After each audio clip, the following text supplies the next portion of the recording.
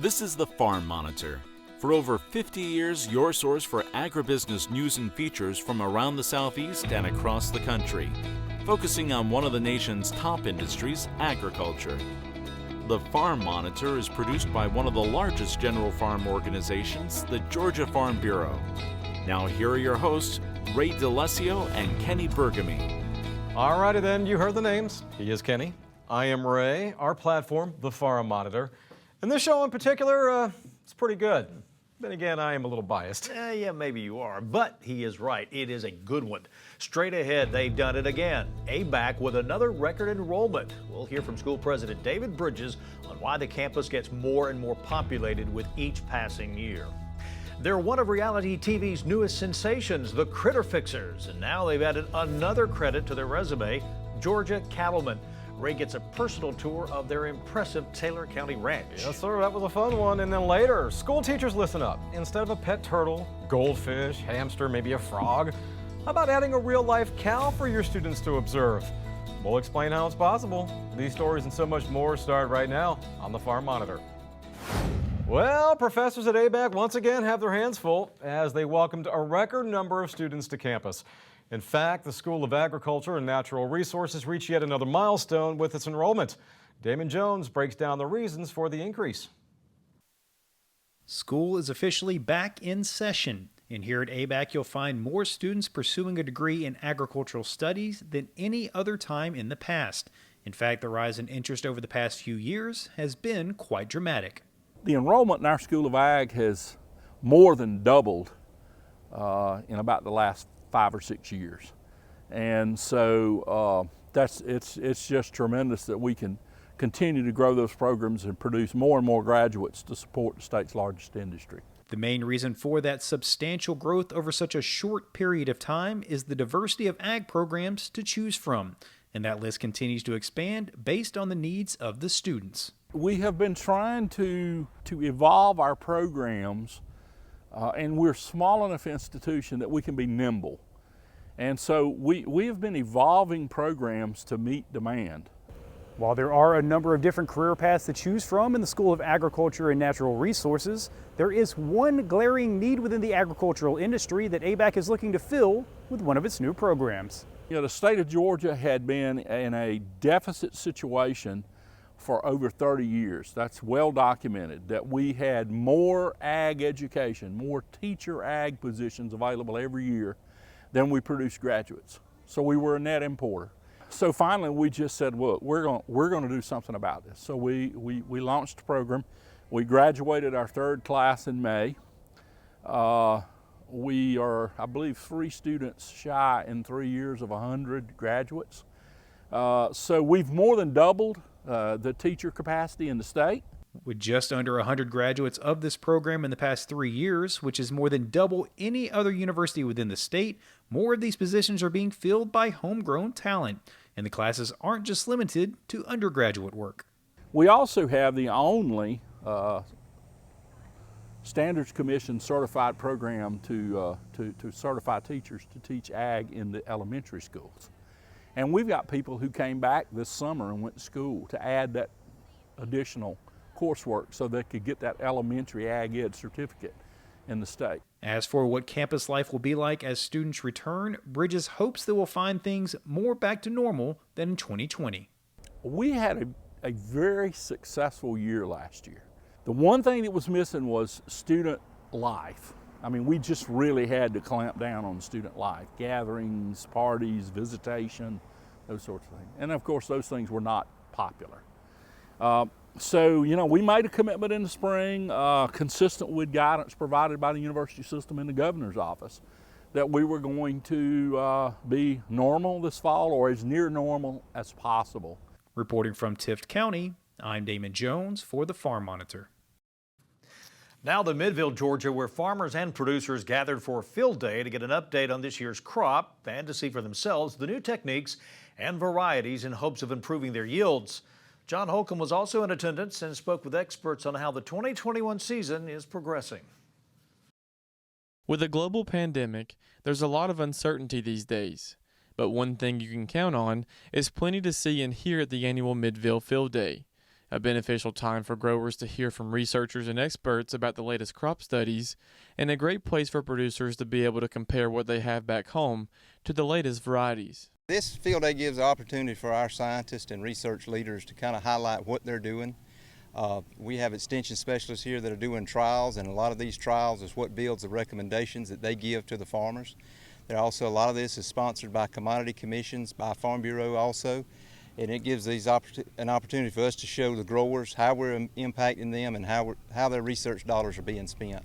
The field day also gives growers the chance to hear from experts about this year's crops. According to Scott Munford, Extension peanut agronomist, this year has been quite the challenge for peanut growers statewide. Being this wet, our yield potential is probably going to be down some, but overall we're still going to make a pretty good crop. But the problem is that we see coming right now is disease. We had 30 inches of rain the last 3 months. Growers, if you're familiar with peanut, we usually put 5 to 7 applications of fungicide starting at 30 days after planting. Guess what? We've had growers that hadn't been able to put maybe one shot on, and they're 80 to 90 days now. And so some of these peanuts hadn't had fungicide. We've had to put it on with airplane, but a lot of them are behind. And as for cotton, all of the rain has created quite the challenge for producers this year as well. But experts say the crop looks good. Growers just need some dry weather to be able to finish out the season. It's not often that we have excessive rainfall, but that's really challenged growers with just management operations, getting fertilizer applied in a timely manner. So we have had some challenges, but as a whole, the crop looks, pretty good. But we have a tremendous range from what I'd call very good potential to some areas, particularly low-lying areas where we've had this excessive rainfall that, we actually need some sunshine and dry weather to get this crop on the right track. The main thing, just like with peanuts, is the potential for disease thanks to so much moisture, which is why producers need to be doing whatever they can between now and harvest to try and produce the best possible crop. Our plant pathologist, Dr. Bob Kimmerate, has really been getting the word out about the risk for a lot of the diseases in cotton, such as target spot is there. So some growers are making fungicide applications when they can. But again, we're just trying to finish this crop off. Just make sure you're scouting these fields. We need to be getting our pickers ready, and hopefully we'll be defoliating cotton and picking a good crop soon. Reporting in Midville for the Farm Monitor, I'm John Holcomb. Well, when they're not tending to their four-legged patients or making TV magic, chances are you'll find these two doctors baling hay or admiring their cows on their new farm. After the break, Ray hangs out with the Critter Fixers and learns all about their newest adventure.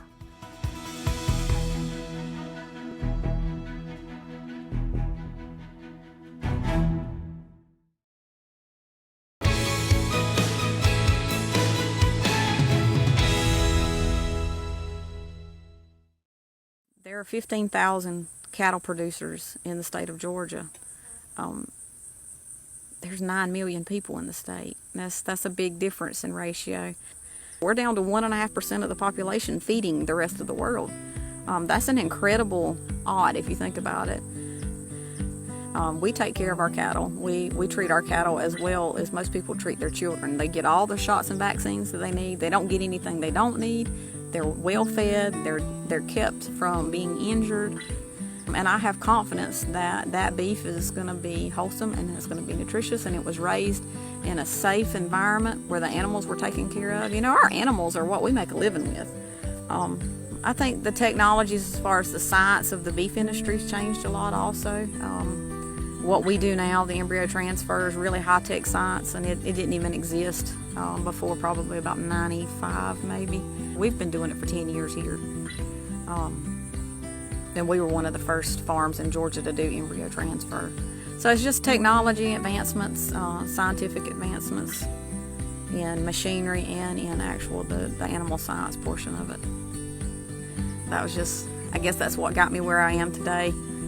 People ask me a lot of times, how did you end up in a man's role like you are, owning and operating a farm? I said, my dad never told me I was a girl, that I wasn't supposed to do whatever it was, that I wasn't supposed to lift that bale, or I wasn't supposed to catch that calf, or or whatever the challenge was that day. Nobody ever told me, hey, you're a girl, you're not supposed to do that. So I just did.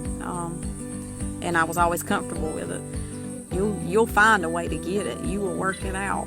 And I think that's kind of how I've always lived, because a lot of what I've done hasn't been easy. But if you want it, you can find a way to get it. You might have to work really hard along the way. And that's another thing, is don't be afraid of hard work. Hard work's never hurt anybody.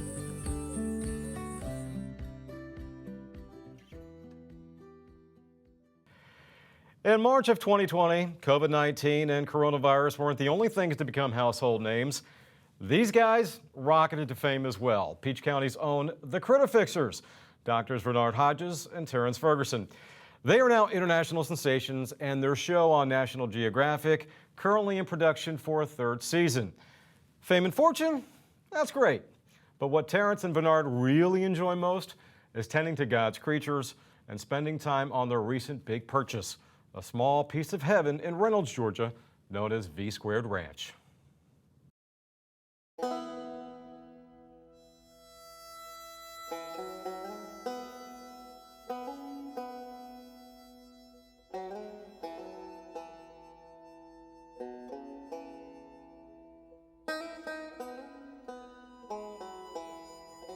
Looking for 41 and look at 55. See how 55 still? Yeah. On a warm summer night in August, both Bernard and Terrence are winding down from a busy day at the office. Given their clientele, who at times can be extremely uncooperative, one would think the last place they'd want to decompress is on a farm.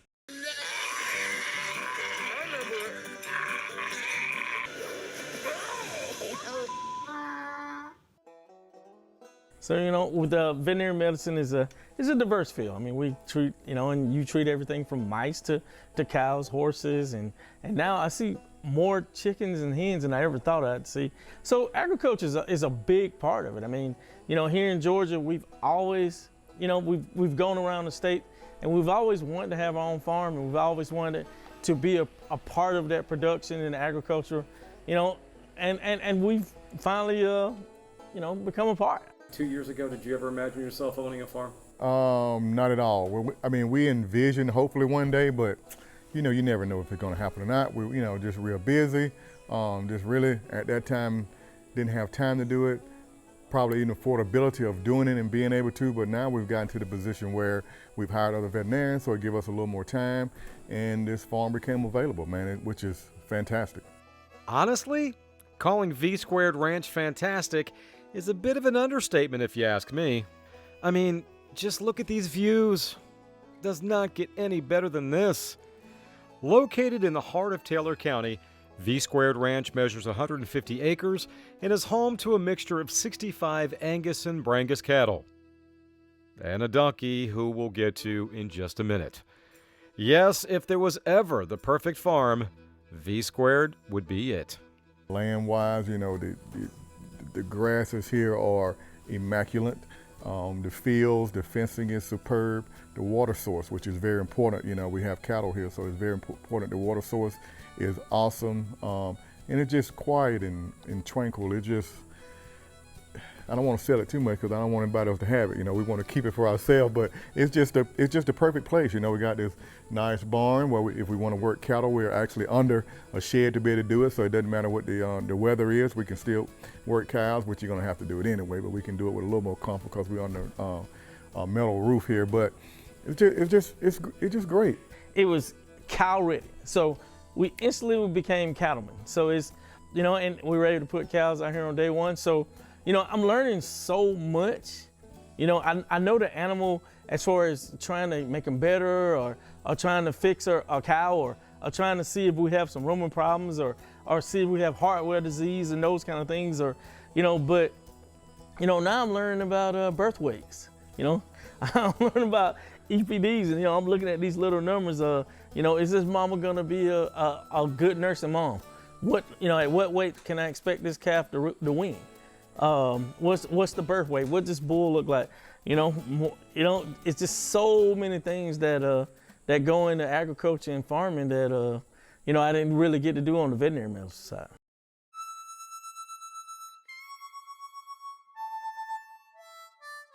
In their own words, Terrence and Bernard are just two country boys from rural Georgia. Yet here they are, living out another dream as cattle owners.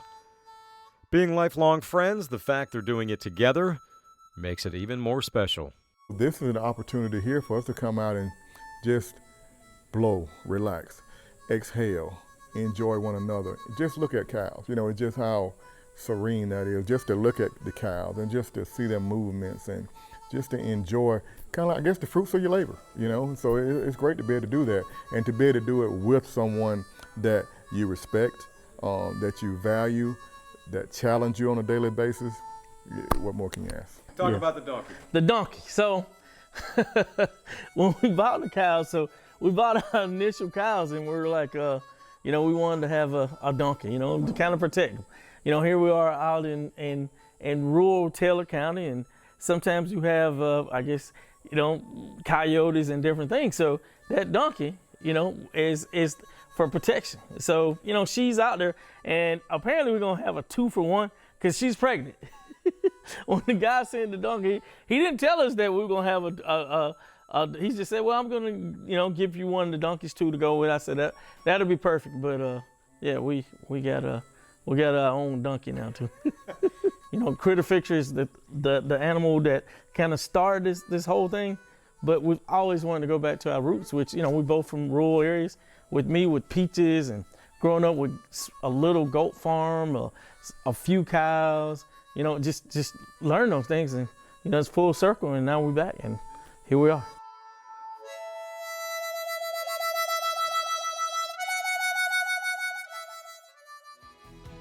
They are great, aren't they? Well, in some cases, COVID-19 is preventing schools from taking field trips to area farms, but no worries.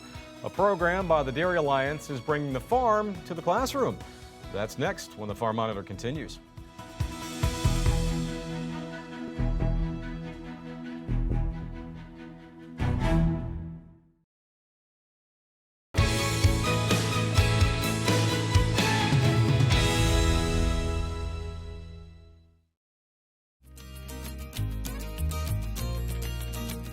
So many of the things that we're looking at today is not about tomorrow, but it's in 2030 and beyond. So we're always looking towards the next step. That's John Meyer, CEO of Holstein Association USA, the world's largest dairy cattle breed association. The organization recently gathered for the National Holstein Convention in Lancaster, Pennsylvania, where Meyer encouraged the crowd to look to the future for U.S. registered Holsteins. One bright spot during an otherwise trying year was growing demand for dairy products. Butter, cheese, cream, sour cream, ice cream and sherbet, half and half, cottage cheese, and yogurt all saw increases in 2020. Dairy consumption increased so much during the pandemic, and that situation kind of fell in our lap. And so I think that we really need to build on that. Consumers not only love dairy products, but they also love a good story. Meyer says it's more important than ever to show people where their food comes from. And that's one of the things that we have with the registered Holstein cow. It's really the pedigree, and it's the family tree on every registered Holstein in America. I think that many of our members can probably trace the family trees on some of their cows better than a lot of us can in our own families. So that's certainly popular, and momentum is continuing to increase on that front. On the farm, technology and data will continue to drive progress. Meyer expects more of the nation's dairies will soon be using robotic milking systems, representing an opportunity to collect more data and information on individual cows using Holstein Association USA's program TriStar AMR. One of the things we talk about is our automated milk records program, TriStar AMR, for those that use robotics. I think that we have things there that a lot of people don't really know about yet, but there's some things that much of the country will be using. There'll be more of those in the future. No matter what's on the horizon, Holstein Association USA remains focused on one mission: serving its members. We are an association that is governed by dairy farmers, for dairy farmers, and we never lose sight of that. Everything that we do has to have an exact member benefit. We have a very clear vision of who we work for, and those are our dairy farmer members from across the country. For Holstein Association USA, I'm Miles Ramsey. Speaking of bovines, time is running out. September 15th, the deadline for Georgia schools to register for the Adopt a Cow program. What's that, you ask? Well, as more and more people become removed from the farm, it's important for those in agriculture to find creative ways to teach folks about where their food comes from. And yes, a good place to start, the Adopt a Cow program. John Holcomb reports on the particulars of it, on how the dairy industry is being showcased in classrooms throughout the Southeast. In Morgan County, these kids are having a blast building a dairy farm with Legos after learning about the dairy industry. Something that is possible through the Adopt a Cow program, a program that allows the class to keep track of a dairy calf and learn how dairies operate throughout the year. Something Karen Spence, a teacher in Morgan County, says is great for the kids and is something that she can easily incorporate into their curriculum. I follow along with the science standards of the different grade levels. Agriculture is really cool to, it's a great application of the science standards, and it's a real life application. Agriculture touches every aspect of their lives, and so they enjoy learning about the agriculture and how to put something in science that's kind of abstract to life. And so I built PBLs around the problems are around agriculture issues. So it's been really good. They've really accepted it, and it's been a lot of fun. Throughout the year, classrooms get updates like this from the farms, with all kinds of information about the calf they have adopted. This particular calf is from Big Sandy Creek Dairy, which is just down the road from the school, and is a small family-run operation that thrives on educating the public about the industry. And so when the opportunity presented itself to get involved with the program, they didn't hesitate. Mom and Dad have always been really big on community service, community outreach, and education. So my mom is a teacher, and Dad knows the importance of sharing the farm with other people to pass on agriculture, and so that society looks at agriculture in a positive light. So the Adopt a Cow program was a way for us to reach out to more people than we've had in the past, especially since it's virtual. It's spanned across the state of Georgia, Florida, the country, the Southeast.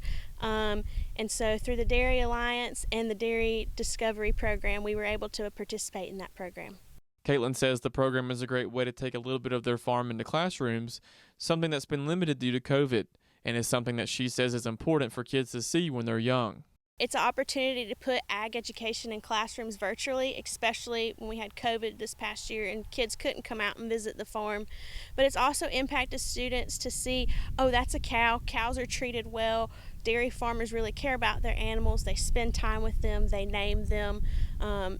It puts a positive light on that, and we hope to grow that through students so they can tell their other classmates about it, and other classmates see it through the future, and then when they're older they tell their kids about it. You know, it just grows and grows to help promote the dairy industry, and that's the biggest thing that we've wanted to do through this program, is to educate students so that they can educate others and that they enjoy cows. In the end, the goal is simple. They just hope the kids learn something about the dairy industry and make the connection to where their food comes from. I hope that they learn that their milk's not just coming from Ingles. Yeah, you go buy it from Ingles, but all the work that goes in behind the milk to produce it and bring it here, so to their tables. I just want them to have an understanding of how much goes into it. Since starting the program, there have been more than 25,000 classrooms utilize the program in the Southeast, totaling more than 200,000 students. Reporting in Madison for the Farm Monitor, I'm John Holcomb. John, thanks so much. Again, as Ray mentioned, September 15th, the deadline to sign up for the Adopt a Cow program. To register or to find out more information, log on to the address that you see on your screen. That is discoverydairy.com. Adopt. And before we send you on your way, a friendly reminder that for all the latest ag news regarding food, incredible recipes, and what's happening on Georgia farms, be sure you check out all of our social media platforms, including farm-monitor.com. You'll stay informed and see what's up in the world of agriculture and with us here at the show. Take care, everybody. We'll see you next time right here on the Farm Monitor. Have a great week.